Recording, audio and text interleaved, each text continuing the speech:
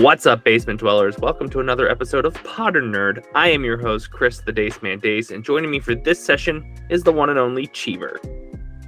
Well, what up, guys? It's always great to be back. Well, I hope you enjoyed our Ahsoka recap for Season 1. We're going to move into another Disney Plus show this week, and we're going to be talking about Loki Season 2. So we see all kind of madness happen at the end of Season 1, where Loki figured he who remains at the end of time and what his ultimate plan was, and how he was basically protecting the sacred timeline from his variants, and that everybody who was working the TVA was essentially a variant themselves. So Sylvie decided to give everybody free will. So it picks right up at the end of that in Loki Season 2. And we have to assume that none of other Marvel Phase 4 stuff impacts this. So what was your initial thought of Loki Season 2, Episode 1, titled Ouroboros? Ouroboros. OB. Definitely a strong episode. Loki Season 2, Episode 1. It hits just as hard as Season 1 did, right? Wasn't a big fan of almost all of the Disney Plus Marvel shows except for Loki. And they definitely keep going strong in this. So definitely it got me back into what I wanted to see, especially on the Marvel side. Well, the interesting thing about this episode is the time slipping that Loki's doing. So because he ended up at the end of the sacred, quote unquote, sacred timeline and met He Who Remains, he kind of got stuck between the sacred timeline and all these branches that started happening. So an interesting plot device for this episode was Loki was jumping into the past, which seemingly showed I'll just call him Kang because I'm not going to keep saying He Who Remains. Yeah. Kang and Renslayer starting the TVA, and then jumping forward to where Mobius and the others are trying to figure out what the hell is going on. So for the time slipping, how did you feel about that, and how it's a driving factor in this episode, which will ultimately be resolved? But do you think it helped with the plot and everything? It definitely helps with the plot. The biggest question I kept asking myself throughout all of this episode was, my understanding was the TVA was outside the bounds of time. Mm-hmm. Meaning it's not affected with the past, it's not affected with the future, it is its own entity. It is and will always be. So how can there be a past if time does not exist? It's a very valid question. That was boggling my mind the entire time. And even when OB's first introduced, he kind of goes, he kind of even alludes to it for a little bit. And then he goes, well, it's been what, 300-400 years? Like, how can something be for 300 to 400 years if there is no time?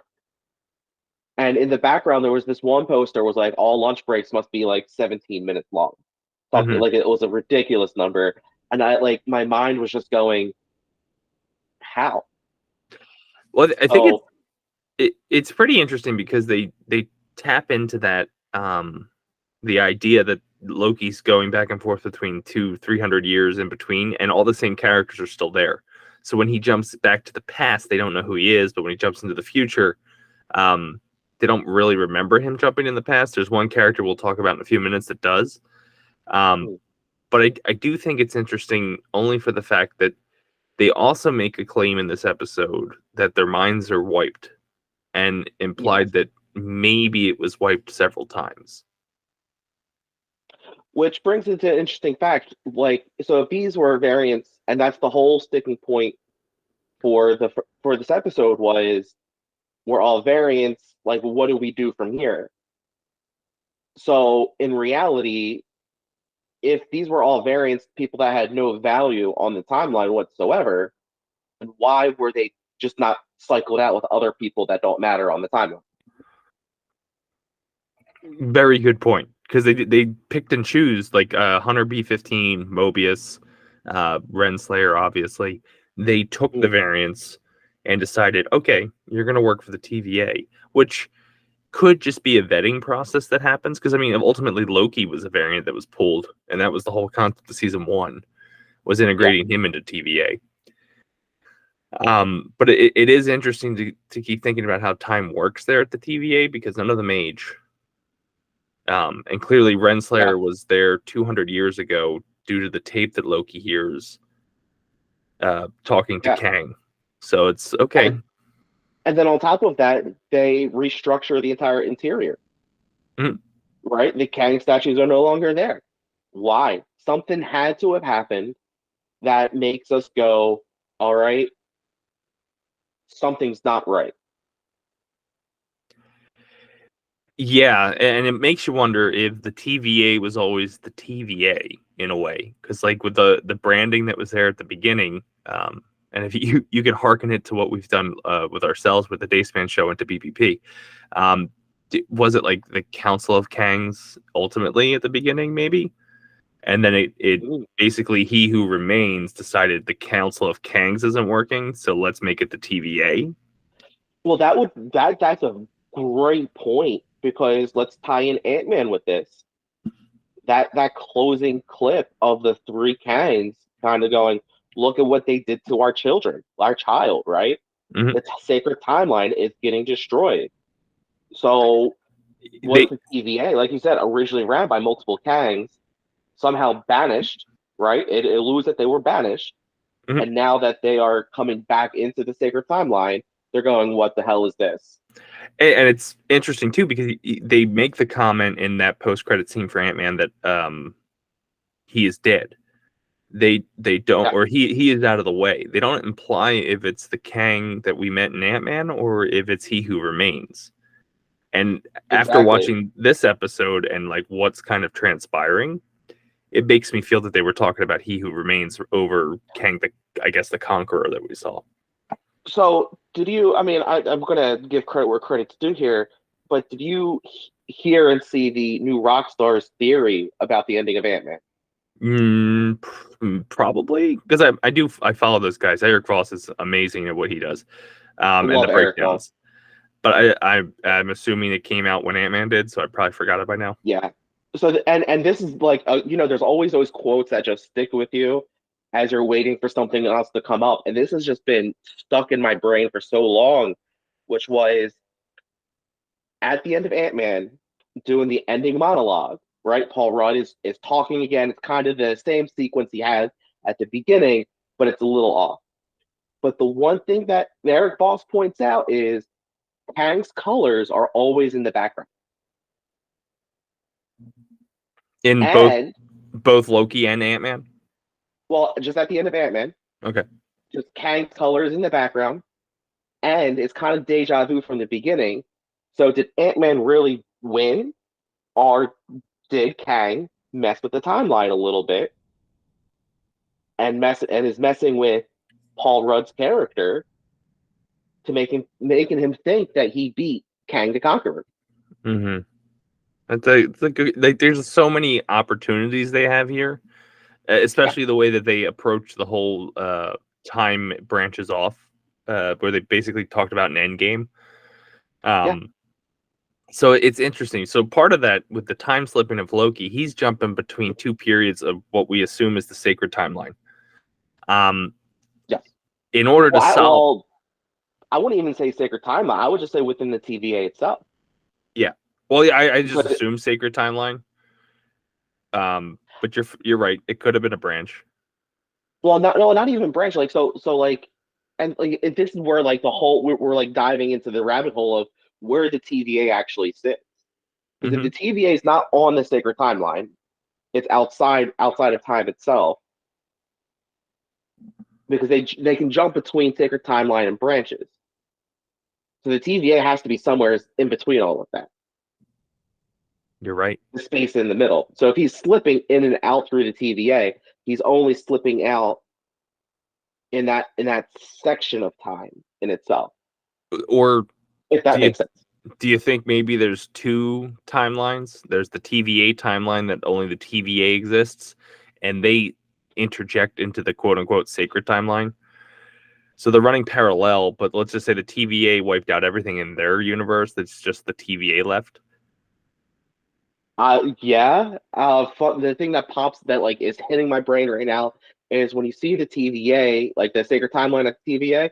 There's always a top red bar and a bottom red bar.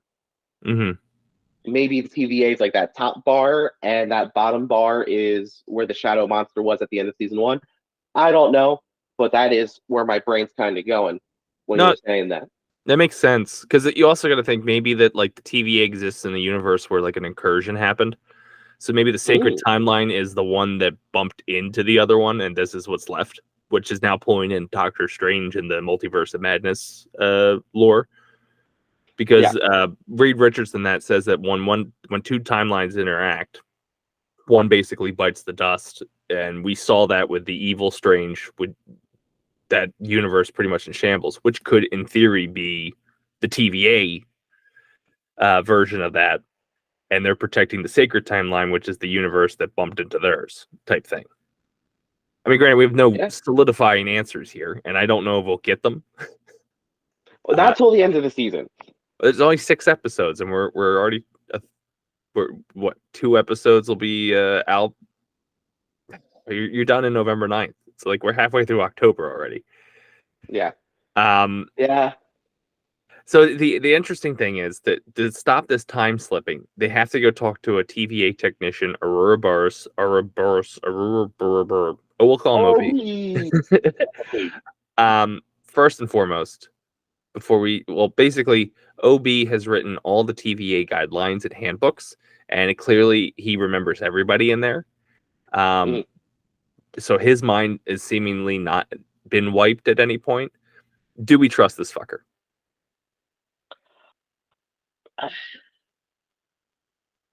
I want to say yes for now.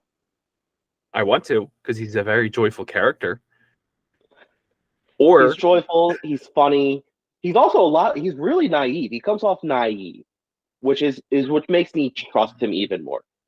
well, he comes off naive, but at the end of the point, he knows it because he'll ultimately say, "Well, did you read the handbook?"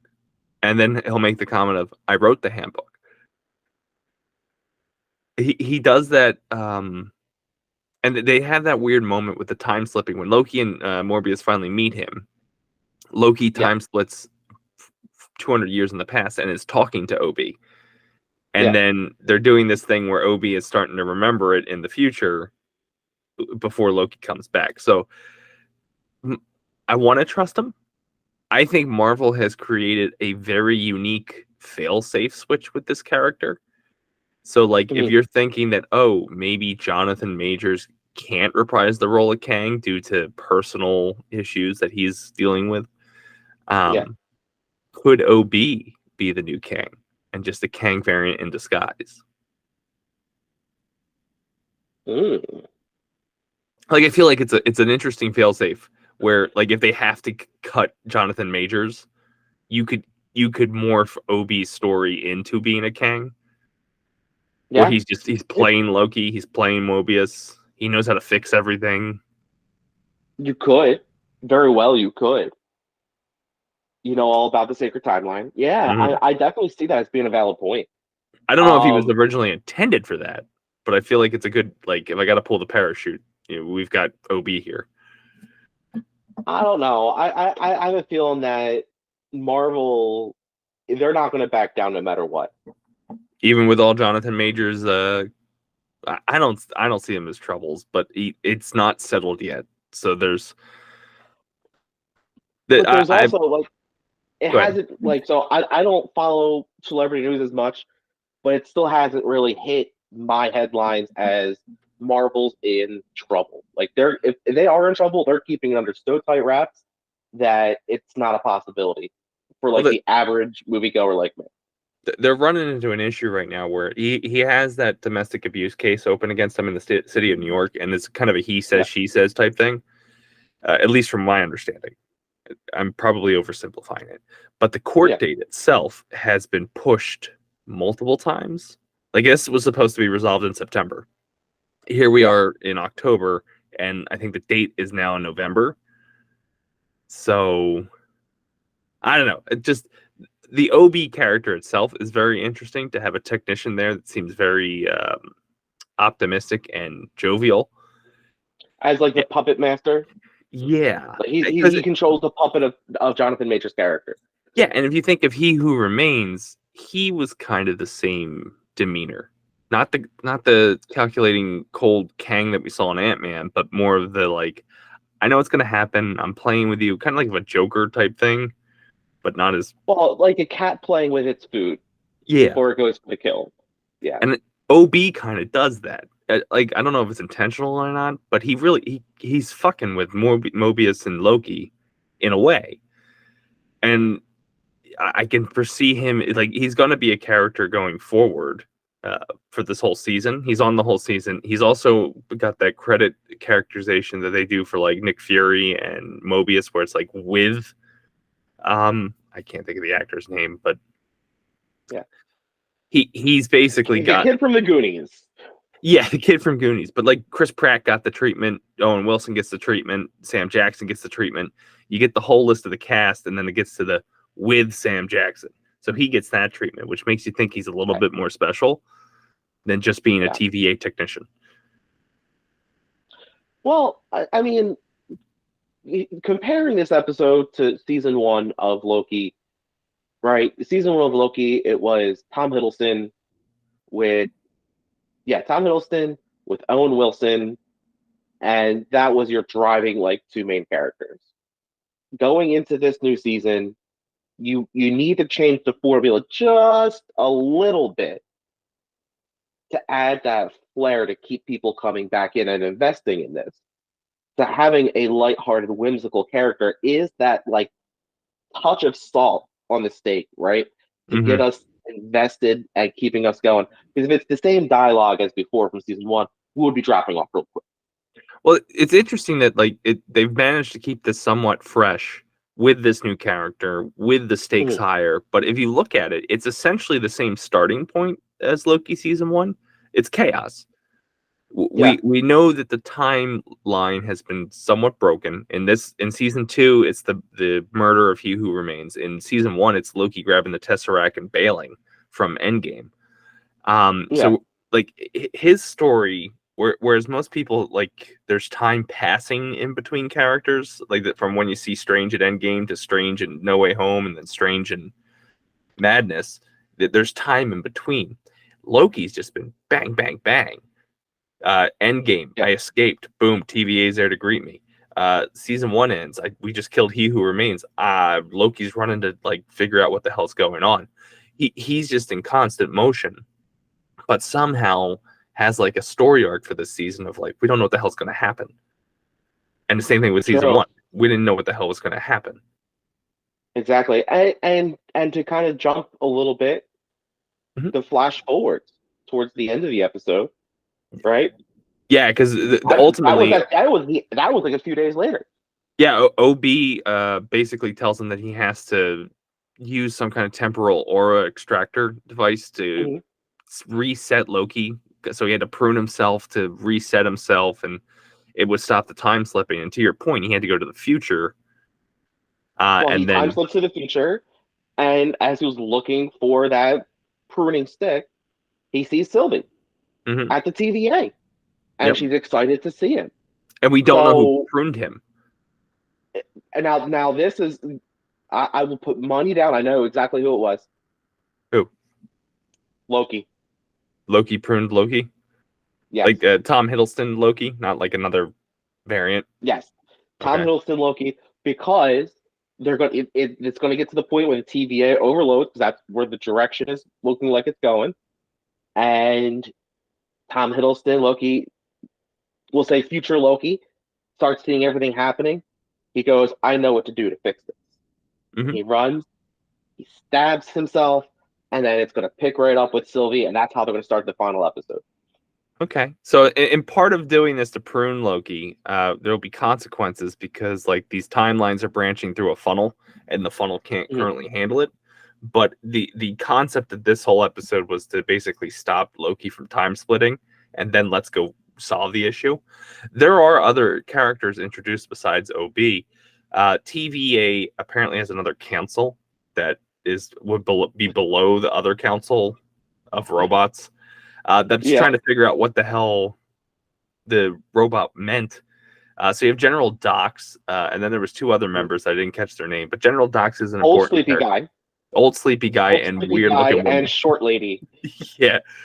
But General Dox is going to be an important character because she also has Hunter X5 with her, and they're basically plotting in this council room about She just going like to take a kisses Sylvie. him.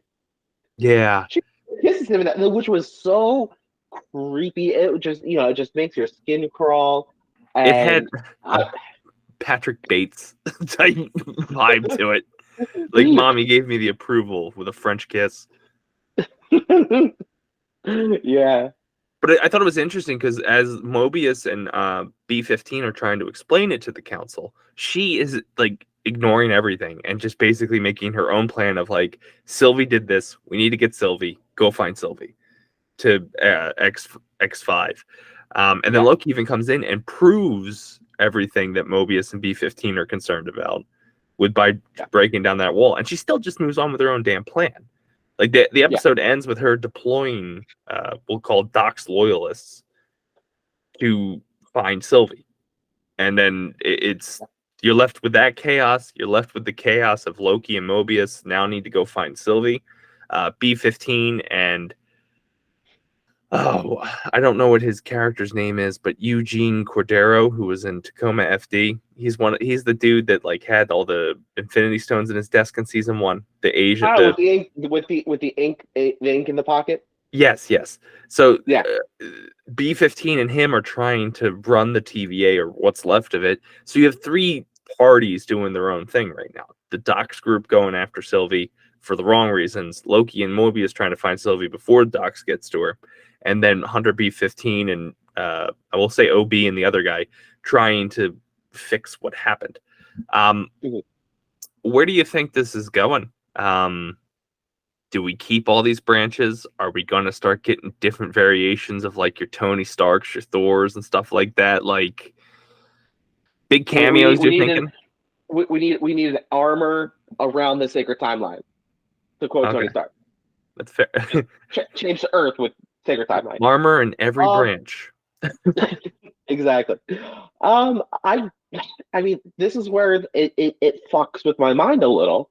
Because, like I said, you kind of know a little bit of what's going on, which is in the future, the timeline is still branching. Okay. So when the episode ends, everything's still branching. They're going after Sylvie. We see Sylvie in the future. So do they capture Sylvie and bring her back next episode? You would think, well, who captures? Does Dox get to her, or do you think Loki and Mobius get to her first? Honestly, I would say Dox would get to her first. Okay. Well, because you saw they just kind of storm off into all the portals. That's true. And if there is a mid-credit scene to this episode, spoiler alert, I would hope you have seen it if you're listening to our podcast, because that's what we do here is we go back and talk about it. We just spoiled everything, by the way, spoiler. But she's in Oklahoma, which does have connections to the Thor comics, because at one point, New Asgard ends up in Oklahoma. I think it's part of the Fear Itself storyline. Thor relocates them to Oklahoma because of their Ragnarok. They chose the Netherlands in the MCU, which is fine. But makes sense. She goes back to 1982 and basically decides, I'm going to live a normal life. I'm going to work at McDonald's. I don't know anyone. 20 cents an hour. I don't know anyone who's actually willingly said, that's my dream. I want to try everything. And I'm starting here at McDonald's. And that'll be a time when it's like $7.50, maybe, not even for minimum wage. So they're setting up a lot. The cameos, I do think we're gonna get Thor at some point. I don't know if it's Chris Hemsworth, but I think we're gonna get a Thor. Only because if you look at a lot of the interviews that have been happening through Kevin Feige and I think Eric Martin's the writer, that ultimately in the MCU, Thor and Loki need to reunite.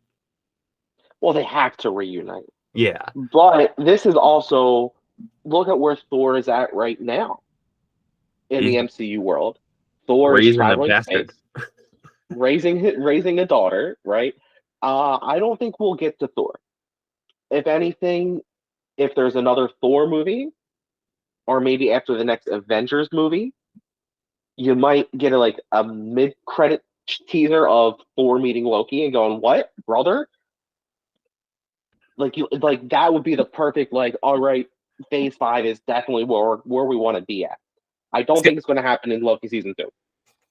I think if it did, it's episode 6 and probably post credit. Like to your point, that might just be To the the end. teaser of like where's Loki go from here, because eventually you're going to have to bring in the rest of the MCU into the fold on this.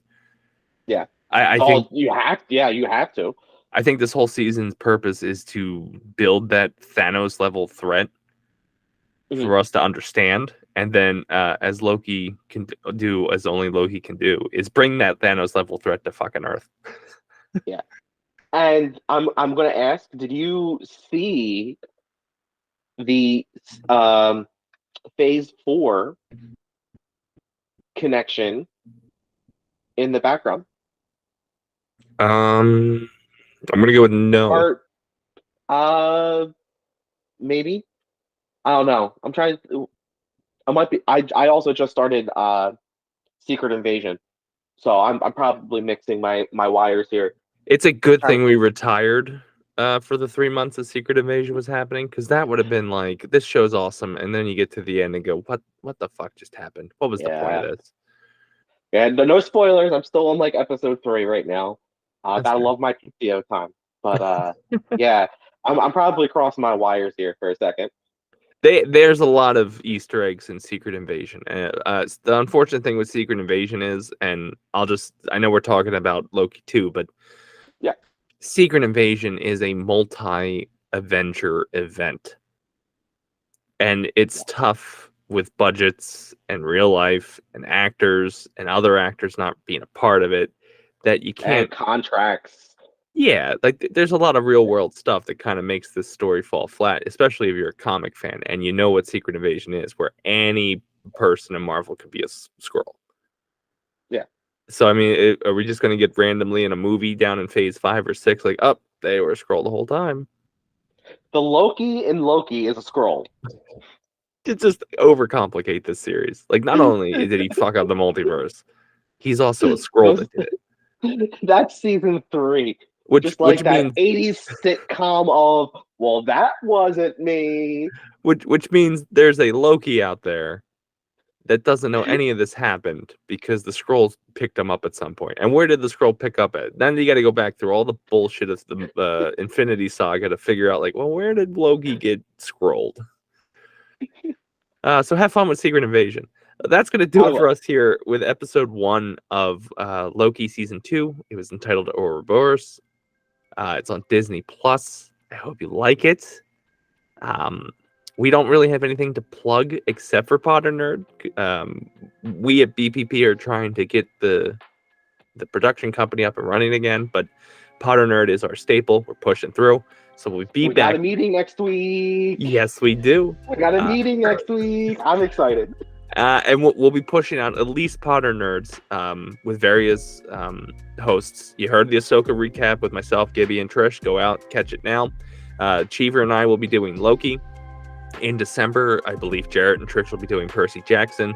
And then there's even talk about doing the Goosebumps run that's happening with Disney. So we've somehow become a Disney company without realizing it. A Disney show. Yeah. But I mean, when things like The Boys picks up or whatever the fuck James Gunn's doing at Warner Brothers, maybe we'll go over there and check out their stuff. Yeah. We'll see. It's going to probably be tough to find in our group. I watched the show Billions, and it's in its final season. It's on Showtime.